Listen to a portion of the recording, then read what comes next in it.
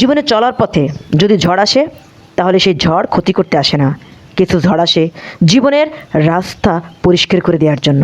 জীবন যুদ্ধে জয়ী হতে হবে, মনোবল শক্ত রাখতে হবে। কারণ জীবনে চলার পথটা যদি কঠিন হয় তাহলে ওই ঝড়টাই সেই জীবনের রাস্তাটা পরিষ্কার করে দেয়।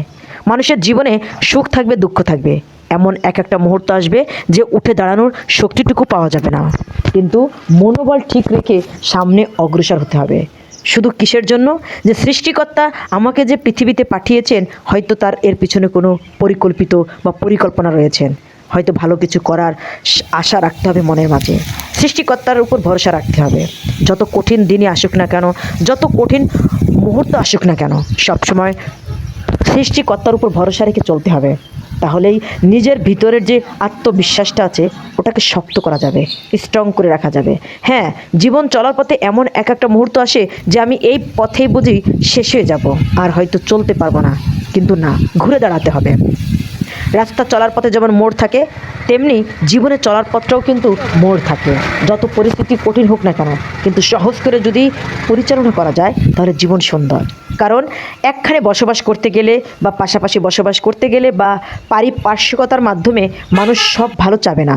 কিছু কিছু মানুষ চাবে ওকে হাসতে দেব কিন্তু ওর হাসার সূত্রটাই ধরতে দেব না, বা ওকে চলতে দেব কিন্তু চলার পথটাই ভালোভাবে বন্ধ করে দেব। এরকম অনেক জানা অজানা মানুষ থাকে, প্রতিদ্বন্দ্বী থাকে, ভালো মন্দ থাকে, সব মিলেই কিন্তু মানুষ। তারপরে কি করতে হয়? তাদেরকে উপেক্ষা করে সামনে এগিয়ে যেতে হয়। যদি সৎ চিন্তা থাকে, মহান আল্লাহ তাআলার উপর ভরসা থাকে, ইনশাআল্লাহ এর মাধ্যমেই কিন্তু সামনে এগিয়ে যেতে পারবেন। এজন্য বলবো মনোবল ঠিক রাখতে হবে। পরিস্থিতি যেমনই হোক না কেন, যত কঠিন পরিস্থিতি হোক না কেন, উপরে আল্লাহর কাছে, সৃষ্টিকর্তার কাছে ভরসা রাখতে হবে যে তিনি উত্তম পরিকল্পনাকারী। কেন এরকম হলো? হয়তো এর পিছনে কোনো উদ্দেশ্য আছে, হয়তো এর থেকে ভালো কোনো জিনিস অপেক্ষা করতেছে আপনার জন্য। তার ধরুন তার জন্যই আপনার জীবনে এত কষ্ট, এত দুঃখ, এত দুর্দশা। এর জন্য মনোবল ভাঙা যাবে না, সামনে এগিয়ে যেতে হবে। যত কঠিন পরিস্থিতি আসুক না কেন, এমন এক একটা মুহূর্ত আসে যে আমি কি উঠে দাঁড়াতে পারবো, আমি কি হাঁটতে পারবো, আমি কি চলতে পারবো। হ্যাঁ, এরকম পরিস্থিতি কিন্তু জীবনে চলে আসে, সব সময় কিন্তু সুখময় হয় না। তবে যারা সৎ পথে থাকেন তাদের জীবনের লড়াইটা একটু পদে পদে বেশি হয়।